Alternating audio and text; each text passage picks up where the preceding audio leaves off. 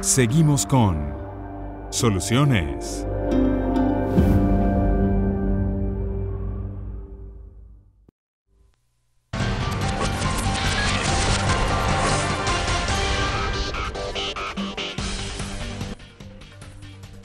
¿Sabías que la meningitis vírica suele comenzar con síntomas de una infección vírica, como fiebre, malestar general, dolor de cabeza y dolores musculares?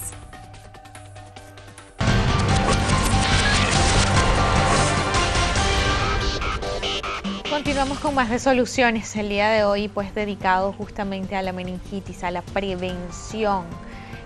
Vamos a estar o estamos conversando con doctoras infectólogas, tanto en el área de adultos y también pediátricos. Justamente hablábamos en el bloque anterior sobre estos síntomas. ¿Podrían estos síntomas, en el caso de los adultos, confundirse con alguna otra patología? En el caso de los adultos es mucho más difícil confundir un cuadro cuando tienes un síndrome meningio, confundirlo con otra patología, pero claro, podría ser, pero un paciente que tiene fiebre, que tiene dolor de cabeza intenso, que tiene vómitos, que tiene alteración del estado de conciencia, lo primero que piensa generalmente un médico clínico es que tiene una meningitis, a diferencia de lo que sucede en los niños, sobre todo en los niños pequeños. ¿Qué consecuencias tiene la meningitis en una persona, en el organismo? Bueno, mira, realmente la meningitis es una enfermedad y más sobre todo, como lo habíamos comentado, la meningitis bacteriana. Sin embargo, la viral, algunas entidades también pueden causar complicaciones a futuro. Sí, existe un porcentaje, más o menos entre el 10 al 20% de los pacientes que sufren meningitis en algún momento de su vida pueden llegar a tener secuelas. Estas secuelas pueden ser desde el punto de vista neurosensorial, desde una sordera, por ejemplo, hasta alguna alteración en el aprendizaje o algún déficit neuromotor que tenga alguna alteración en la motricidad, entre otros. Realmente es un dato importante comentar que, si bien es cierto que si logramos nosotros sospecharla rápidamente, colocar tratamiento el adecuado por el tiempo necesario, pudiésemos evitar o disminuir las secuelas, sí. Sin embargo, ese porcentaje que te nombré es un porcentaje estándar, cumpliendo tratamiento, teniendo el tratamiento adecuado y un diagnóstico precoz, igual, hay riesgo de secuelas y hay riesgo inclusive de muerte, aún teniendo el tratamiento adecuado. Entonces, lo que creo más importante en el diagnóstico de meningitis, o sea, en la meningitis, es el sospecharla rápido, y que los papás y las mamás que están pues viendo en este caso este programa, en mi caso y en los adultos, cualquier síntoma que vean en sus niños o que vean en sus familiares, pues vayan rápido y acudan al médico para ser diagnosticados. Pero en el caso de un adulto que fue diagnosticado o se le diagnosticó meningitis, digamos, en bebés antes del año, y ahorita tengan más de 30, 35, 40 años, ¿pueden tener en este momento alguna secuela?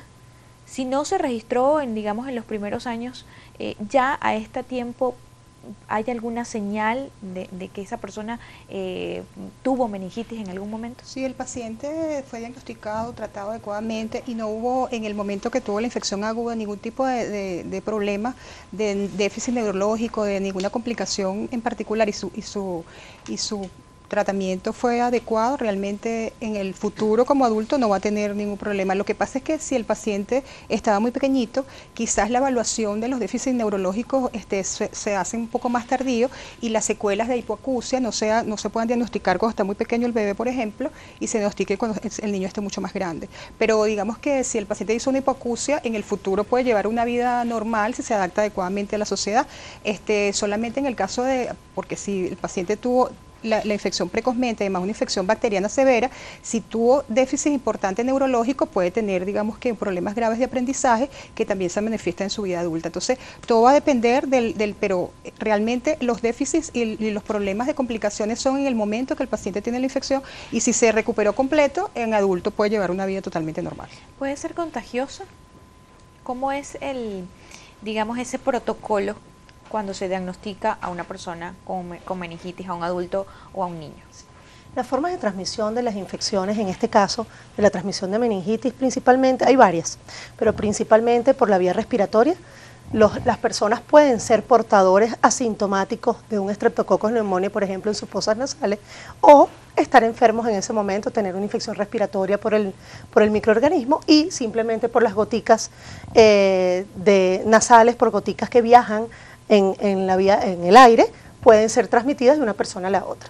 Adicionalmente, si tú tienes una infección, por ejemplo, en otra parte del organismo, si tienes una neumonía por un Streptococcus pneumoniae, pudieses, a través de diseminación por vía hematógena, llegar al sistema nervioso central.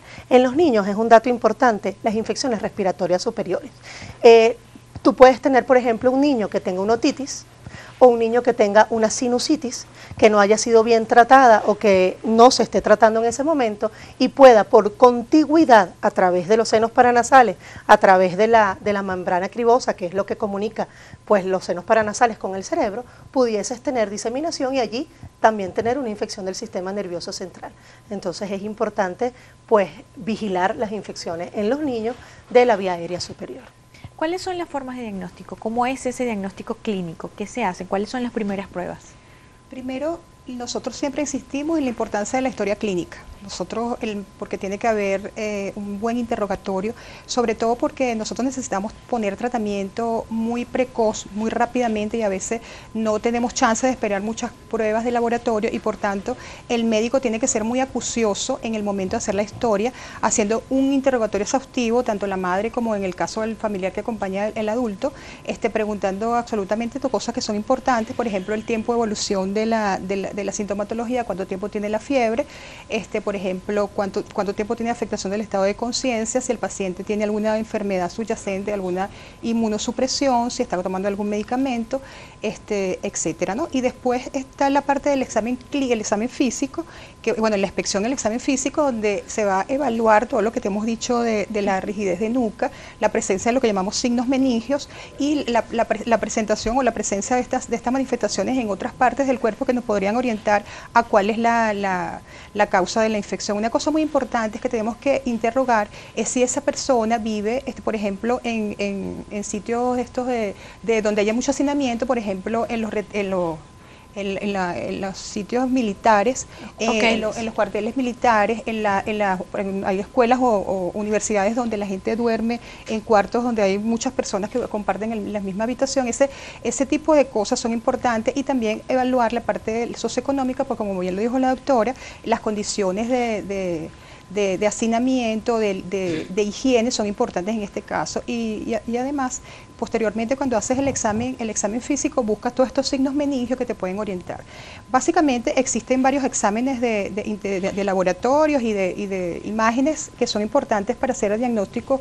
Uno de ellos, el más importante, bueno, tú haces un examen general, hematología y todas estas cosas que te orientan a hablar a que eso es una infección de origen bacteriano, pero además necesitas lo que llamamos la punción lumbar, que es el estudio del líquido cefalorraquídeo, que es orientador y digamos que nos da con bastante precisión, por lo menos para la toma de decisiones. También se recomienda, porque después del examen físico del fondo de ojo, hacerle una tomografía, porque para evitar complicaciones de la punción lumbar. El estudio de ese líquido de cefalorraquídeo nos orientará inicialmente cuál es el germen que nosotros deberíamos iniciar el tratamiento. En el caso de los niños, ¿es igual esta forma de diagnóstico? En el caso de los niños, cuando nosotros tenemos una sospecha de que hay una infección del sistema nervioso central, nosotros debemos, si ya, como dijo la doctora, hemos descartado que no existe a nivel cerebral nada que contraindique la realización de la punción lumbar es el examen de elección, lo que nosotros conocemos como el gold standard para el diagnóstico de meningitis. Se saca líquido de la columna, ese líquido pues se extrae y se manda a procesar. Ese líquido tiene dos cosas que nosotros debemos ver. Lo primero es el citoquímico, él nos va a dar una serie de valores pues, que nos van a orientar, como bien dijo la doctora, si es hacia origen viral, si es hacia origen bacteriano. Con eso nosotros podemos pues, orientarnos muy bien, si es un líquido cefalorraquídeo bien hecho.